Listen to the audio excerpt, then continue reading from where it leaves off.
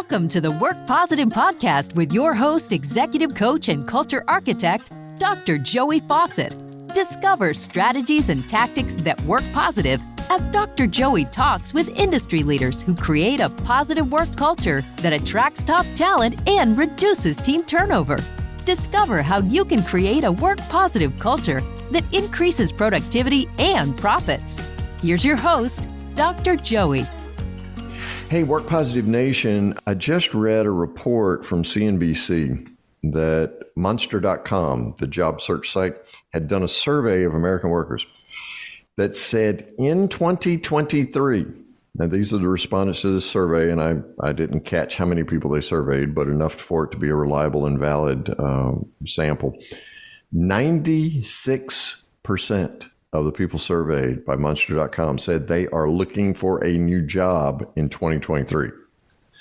Man, I don't know about you, but that number is so large. I mean, it's Texas-sized, right? It blew me away. I couldn't believe 96%. That's like every person on either side of you in Cubicle Nation or wherever you find yourself today, right?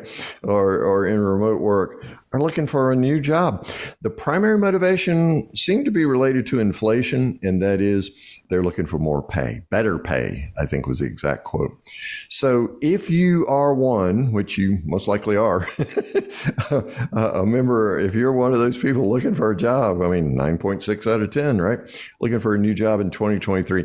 This episode is for you because I've got the man. That's right.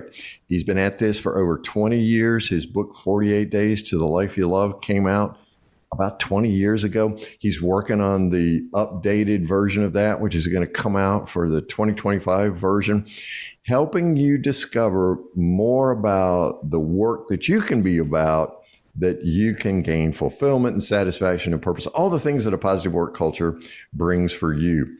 So help me welcome to this episode of the Work Positive Podcast, Work Positive Nation, my friend and soon to be your friend, Dan Miller. Dan, welcome to the Work Positive Podcast.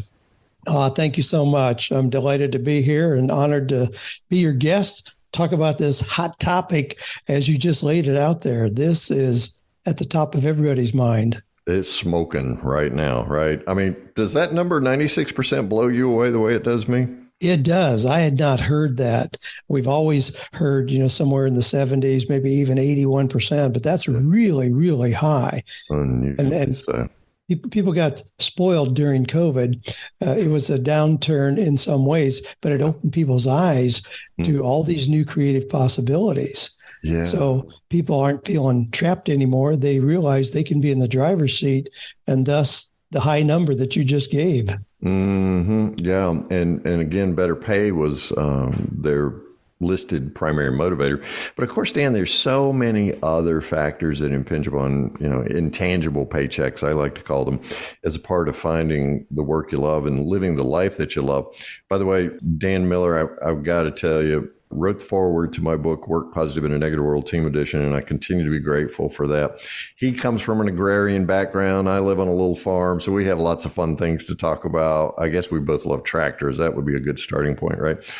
Yes. But Work Positive Nation, whenever I'm with Dan Miller, I feel like a bit of an underachiever because he has 17 grandchildren and I only have one. Now, I have a great deal of quality in my one, but man, it'd be a lot of pressure on one grandchild to make up for 17, right? So maybe you can come back on another podcast and talk about family management. I mean, how does one manage 17 grandchildren? I don't know. I don't have a clue. But, well, it's a hoot. We have them here, even though they're spread around the country.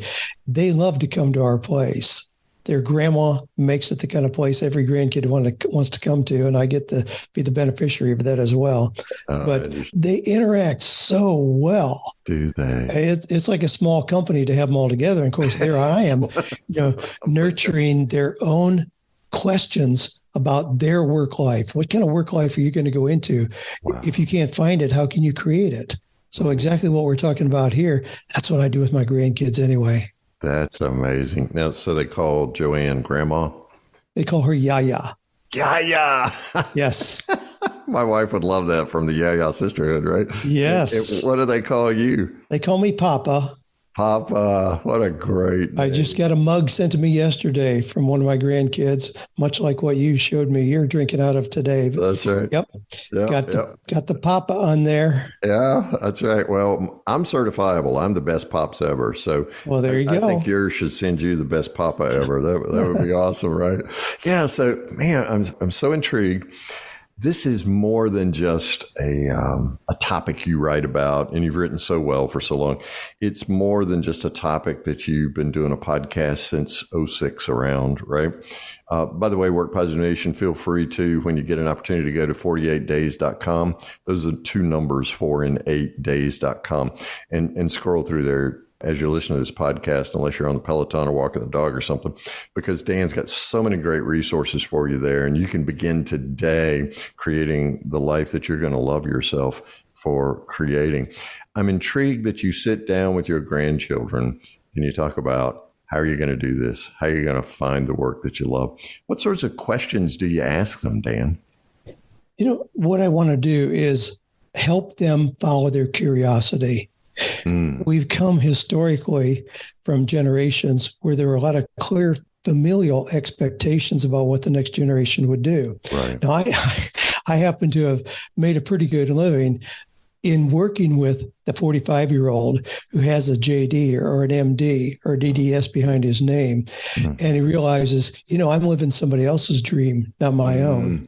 Yeah. So there's a lot of that. And it's typical, the attorney's son kind of grows up with the expectation he's going to be an attorney. The lady who's a teacher, or little girls think, well, I'm going to be a teacher. In today's environment, people realize they aren't locked into narrow options. There's a plethora of choices out there, a broad spectrum of work options, as well as specific careers. And we see people that are changing careers, not just jobs, changing careers every 4 or 5 years. So there's a lot of volatility. So with my grandkids, I'm just helping them follow their curiosity. And I have to resist the temptation to very quickly frame that in what kind of occupation that would lead to. Yes. Now, how do you separate their curiosity from an occupation? Because most of us say, son, you should be blah, blah, blah, daughter, you should be blah, blah, blah. How do you separate curiosity and occupation? Well, because that curiosity can lead in so many ways. My wife is an artist, and she nurtures the artistic skills of our grandkids. So we see them doing those things. Well, I had a lady come to our property up in Tennessee. I had a big cedar tree that in the spring of one year did not come back to life. I still don't know what happened to it. It was about a 65-foot tree, big tree, didn't come back to life. Now, instead of just cutting that down like most people would do and then remove the stump, I thought, there's got to be something that we could do that would be more creative with that tree. So I had a lady come out who was a wood sculptor. She had never done a standing tree before. It was always doing work on her workbench in her shop. She said, well, I'm not sure, this will work. And I said, well, the worst that could happen is you mess it up and I cut it down anyway. Would be an option. It's already dead, lady. She set up scaffolding, and she released this amazingly beautiful eagle. Wingspan's about 7 feet wide. The wings are the first 2 branches that went out. Oh, wow. She released what was already there, and it was just a landmark thing to come see for everybody in that part of the community. Now, that's a little girl whose skills as an artist or whose affinity for artistic things could have taken a lot of different directions. She could have been a designer sitting in a cubicle somewhere. She could have followed traditional visual arts. She could have just put that aside as a hobby and gone and gotten a nice corporate position. She's a wood carver. Now, that's the kind of thing, though, you're never going to meet with an occupational advisor in college or high school who says, gee, you ought to grow up to be a wood carver. Yeah. Have you just don't connect the dots like before? That. Yeah, something like that, right? Yeah. That's a very unique application. Those are the things that I get excited about with my grandkids because there's so many unique applications. I've got a 15-year-old granddaughter who is already a certified herpetologist. She takes college classes in herpetology. Oh my God. She understands the patterns of iguanas is one example. And she is highly requested to come to national state parks to not only help them catch, because those are invasive here where we live in Florida, not only help catch, but to educate adults about them, to educate them about snakes. Oh, they're not the scary thing that we grew up to believe they were. Now, I don't know where that's going to go with her, if that'll turn into some kind of an occupation. Right now, it's delightful to see how much fun she's having exploring that world. So, Dan, I'm sensing that the message that 96% of all American workers who are looking for a new job in 2023 are getting is, instead of looking for the perfect job or perfect occupation, look inside yourself and ask yourself, what am I curious about? You are so right. A lot of those 96% of the people, they're just following the trends. Who's hiring? Yeah. Gee, my cousin Bob got a job at XYZ company. I'll apply there. And they're looking for what will ultimately be Band-Aid solutions, where it's not going to be a long-term satisfaction. They chase getting $1 more an hour, or $20,000 more a year, whatever it happens to be. And it's just a Band-Aid solution, because unless they've really looked inward first and figured out, what am I curious about? What am I passionate about? What do I really develop talent around?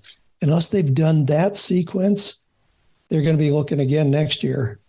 For that next year, and the next year. Dollar or more. And that's right. They'll just be jumping through hoops and see their work as simply an income generator. Whereas work is so much more than that. Oh, so wow. If people miss those hidden values of work, it really makes life tough.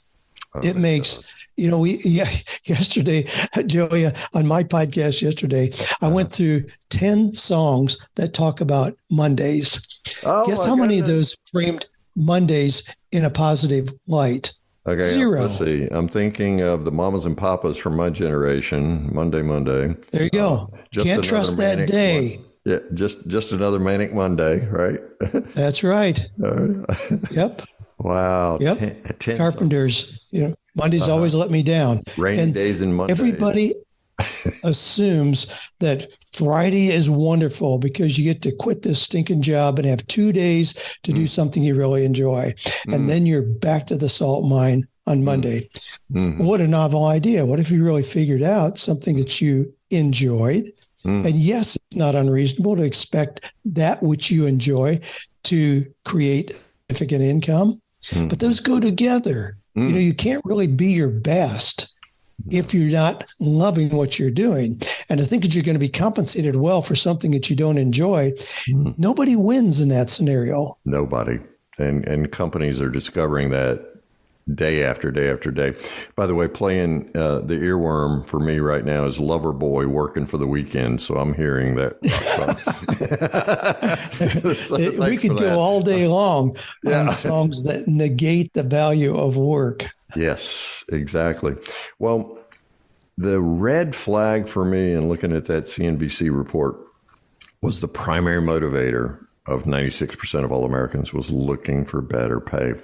Let's spend a few minutes, Dan, talking about some of those things that are what I call the intangible paycheck, the positive work culture characteristics that get you out of bed in the morning and send you to work with a smile on your face instead of I owe, so off to work I go. One of the things we talk about in Work Positive Nation is attracting top talent. Positive work cultures attract top talent. So let's say I'm in a company, Dan, and rather than assuming that the grass is greener on the other side of the hill, I'm going to stay in that job and I'm going to fertilize my own work culture. What's one thing I can do to enhance my own work self that will help the company attract top talent, which will increase all of our productivity and profits? If somebody really feels connected to the overall vision of the company, that's really important.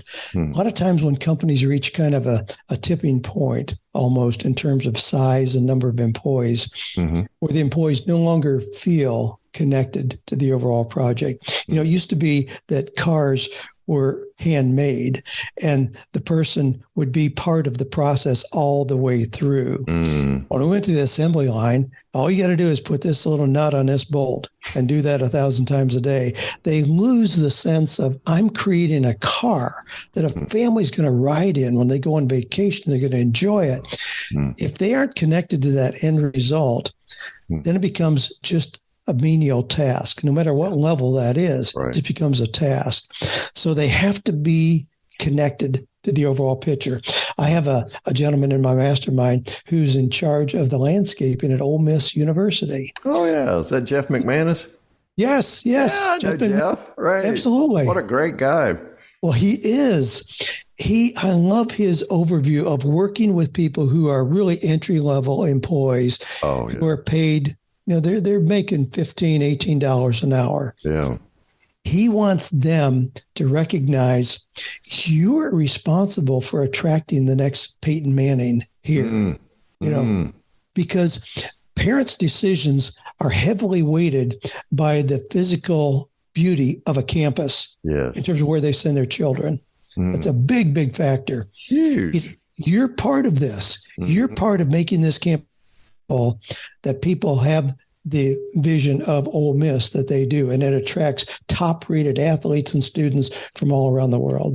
I love that perspective. He wrote a little book, Weeders into Leaders. Yes. Where he talks about where instead of just viewing that person, get out there and pull those dandelions. No, they're leaders. You have the responsibility to make this whole campus beautiful. So there has to be that kind of overall connection. And that's a big part to keeping somebody motivated about what they're doing. Yeah. So in the company, let's say I'm part of that 96%, or if I'm in my company currently, one of the things that I need to do then is to align my personal purpose with the company mission and look for alignment there. So if you remember those 96% that are out there looking for new work in 2023, okay, have the pay conversation. However, understand that in order for you to be top talent and to be at peak performance for yourself, you need to ensure you're going somewhere or you're with a company with which your own sense of purpose, dare I say, calling in the world, aligns with that company mission. That's great, Dan. Okay, let's say I'm going into a new company, or I'm at my current company, and again, I'm fertilizing. What can I do we just attracted top talent. What can I do to help reduce team turnover? We know that companies lose, 2.5 times a person's salary when they walk out the back door, because you've got to go through the search process and you got to train them up, onboard them, blah, blah, blah, ensure the culture fit and what have you. But let's say in a company, what can I do to make sure that team turnover is reduced? It has to be looked at individually. Okay. And sometimes, again, companies lose that sense of the individual people they have there. These are not just a set of hands or a brain that gets work done. It is a real person. Yeah. So there has to be time invested. And a lot of times leaders kind of resist the idea that they have to engage with their people on a personal level. Especially we see this, and we hear a lot about the volatility in the technological companies right now, massive layoffs. Yep. And in those, a lot of times well, I got to be careful about how I frame this. A lot of times people who are in positions of leadership in those companies are not empathetic, people-oriented by nature. They're more task-driven, and so they're just looking at the bottom line. Right. That's a very dangerous position. So there has to be that affirmation of people and a recognition of what's important to them. There are companies now who are actually hiring dream managers. So identify, what is your dream? Oh, gee, I'd always wanted to get a college degree. Well, we're going to help you do that. Gee, I really need a new car. Well, we're going to figure out a way that you can do that. I mean, I love that kind of leaning in. There's a term right now that I'm sure you're familiar with, and it's called quiet hiring. And it means to reduce turnover, instead of just trying to fill the slot one more time because somebody left, look at the people that you've got. Really lean in. Maybe it's repositioning them. I have a gentleman I'm working with right now. He's a leader in a major company, and He had 2 people who were sent to him where the company told him, these people are on their way out. Just tolerate them until we figure out a way to get rid of them. Oh, no. One of those has gone through 4 levels of promotion. Wow. Under the leadership of this gentleman that I'm working with, because he's so amazing at figuring out what is this person's unique talent. How can we engage that unique talent instead of just superimposing, well, we want you to do this and you don't fit. How can we massage that so everybody wins? That goes a long way at retention. Oh, my goodness, yes. Well, we're back to your earlier statement. These are people. These are human beings instead of human doings. So when we can begin to recognize that and identify them in that way, and that's what your leader has done, your example leader, then we begin to do things like, wow, making those dreams come true. That's recognizing that work is about the whole person. And that's really a redefinition of work. In fact, I like to think about it, Dan, we've been through the Great Resignation, which led to the Great Regret, because all those millions of people that left one job found out that the culture was just as screwed up in the next job, right? And then what did that lead to? Quiet quitting. Right? Yeah. But I love what you're talking about there is quiet hiring, that homegrown talent. What an awesome way of reducing team turnover. Dan Miller is my guest on this episode of the Work Positive podcast. Go to 48days.com right now. You'll find amazing resources there. Obviously, Dan's a great guy. And be sure to subscribe to his podcast, whatever you're listening to this on. Be sure to go there and pick up 48 Days, because he drops nuggets every single episode, just like he's dropping with us today. So, Dan, what are some of my challenges? Whether I'm staying in my current company or whether I'm out there among the 96% that are competing for a smaller number of positions now, what are some of the challenges that I'm going to encounter? As an individual who's part of the 96%. Right. One of the challenges, one of the necessities from that end is to be really clear about what your most marketable skills are. So you're not just looking to fit yourself into a slot.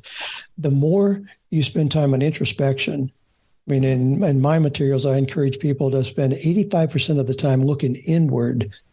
15% is the application. Wow. But people typically reverse that, where again, they just watch the trends, who's hiring, where are the new job opportunities. They just follow that. Again, that can be a very short-term fit. If somebody looks inward, and a lot of times this comes even after years of competent service somewhere. So somebody may have 22 years in with a company or in a particular profession, and then they kind of take this fresh look at who am I, what am I all about? Take a fresh look at how has God uniquely wired me, and what are my personality tendencies? A lot of times people, I'm throwing too many things in here, Joe, I apologize. A lot of times people have been victims of the Peter Principle. Remember that? Back in the 70s, Lawrence Peter wrote a book, Peter Principle, where people get promoted out of their areas of competence. Still very, very competent. A bank will have somebody who's a great little teller who takes care of things, and they reward that person by making them a department manager, where now they have to hire and fire people. They have to make decisions that they have to get out and create commercial accounts, things that don't fit them at all. Right. And the company thinks they're rewarding them. So as an individual, you need to do your own internal assessment.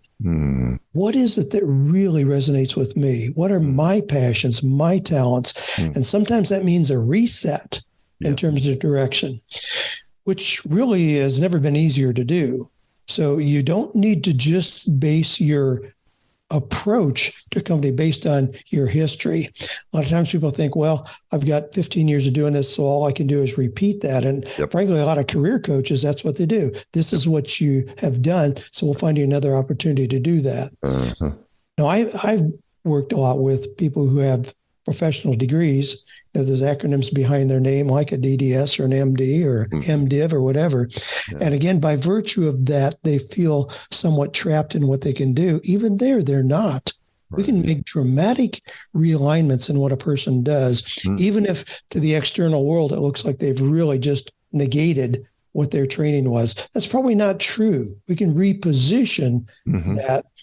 But the person to be in the driver's seat, to make the maximum beneficial contribution in a company, needs to look inward 85% of the process before they go address the 15%. Where does this fit? So you're reminding me of one of my favorite metaphors in speaking about this, and that is repotting. I had a client for a long time, and he came to me because he wanted to repot, and every 7 years he was repotting himself. I love that. Philodendrons over my shoulder here. This office complex is filled with philodendrons, and it's because I keep repotting them, and they keep growing, and I do cuttings and rootings and things like that. So, man, yeah, it is so much easier today than ever before to repot yourself and to root yourself in a different way. I love that. Friends, go to 48days.com right now. Dan, tell us what some of the resources are that we can find there at your website. There are resources if somebody wants to identify their passion and what that would look like in terms of work that is meaningful, purposeful, and profitable. We also have the resources there. A lot of people these days are saying, I'm tired of being vulnerable in just this one type of setting. And I keep hearing about these people who are doing things on the side. That's a real popular topic right now. I just did a webinar on how to use 15 hours a week to start a side business. Oh, wow. We had a lot of people show up for that. And a lot of people are doing that. So it's not to just get rid of the core career or income.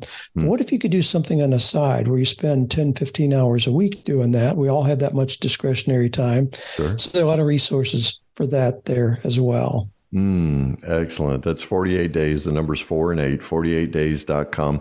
And your podcast has been going on for how long, Dan? Since December of 2006. Wow. So that's incredible. And then I was on radio in Nashville for 6 years prior to that. So I love this medium of being able to talk to people and address the questions people have today. I could not dream up in my wildest dreams the situations that people are in, but I love helping people address those things that they see as obstacles that may in fact be stepping stones. You remind me of Dr. Peel's, my favorite quote of Dr. Norman Vincent Peale, that within every adversity lies the seeds of opportunity. Oh, yes. And that's what 96% of Americans are struggling with now, right? Is that adversity. So you've heard us talking today, Work Positive Nation, about things when you're out there seeking another position, things to look for, things you can do instead of just defining your work in terms of a paycheck, things that will actually bring you some intangibles like fulfillment, satisfaction, and your purpose aligning with the company purpose. So Dan, what's one thing we can do, whether I'm the 4% remaining in the company or I'm the 96% out here looking for another position? What's one thing I can do today to help my company create a positive work culture? I think it's to look inward, to do that internal assessment, to be introspective, to go there, even though it may seem like that's a circuitous way to benefit the company, it still is the most direct way to benefit not only the company, but yourself. It's the old Shakespeare's thing, know thyself, to thine own self be true, then thou canst not be false to any man. There's a lot of people out there who are being false to the company because they're trying to be something that they're not. And this doesn't mean that everybody needs to just wake up and decide, I need to quit my job today. There can be in companies a lot of this subtle realignment, the quiet hiring, seeing opportunities, volunteering for something, or describing. I talked to a gentleman this morning who is with a company and he was frustrated. He described a position that he thought the company needed. Guess what? He's got that position. That's beautiful. Company car, higher pay, the whole thing. He just described what he thought the company needed and recognized he was a candidate for that. And they said, you're it. Go for it. But looking introspectively to really get clear on who am I and what do I have to offer benefits everybody involved. And that is so empowering, Dan, rather than giving away all my personal authority and responsibility to the company, whomever that company might be, and just looking for a company that I might stumble into that fits me. But instead, I'm knowing myself, I'm being true to myself, and then that allows me to offer my best self through work to the company. And since we spend 70% of our waking hours at work anyway, let's give our best selves, right, Dan? And that gives that kind of internal knowledge, that kind of personal knowledge and understanding, then gives somebody confidence, boldness, enthusiasm about presenting themselves. They don't have to show up and just knock on a door and beg for a job. No, they show up, hey, guess what? You're about to benefit from what I'm bringing to the table. There's that kind of not cockiness, but confidence that should be part of any of those 96% of people who are looking for a new opportunity. So quiet hiring leads to quiet confidence. How about yes. that? Yes. Dan Miller has been my guest. When you get a minute, it's in the show notes. Go to 48days.com. Do yourself an immense favor and go there. There's free resources. There's tons of other resources that you can access. Go to your favorite, wherever fine books are sold, and get yourself a copy of 48 Days to the Life You Love. You will thank yourself tomorrow, 5 years from now, and for the rest of your life for reading Dan Miller's book. Dan, it's been an amazing honor and privilege for me to have you on this episode of the Work Positive Podcast. Thank you, my friend. I pray everything good upon you and Joanne and those 17 grandchildren.